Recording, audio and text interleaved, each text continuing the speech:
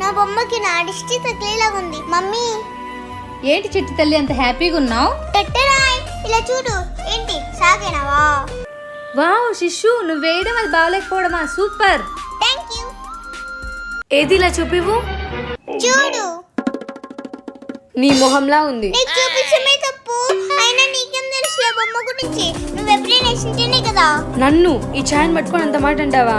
అబ్బా ఆప్ చేయ, తను బాగానే వేసింది కదా.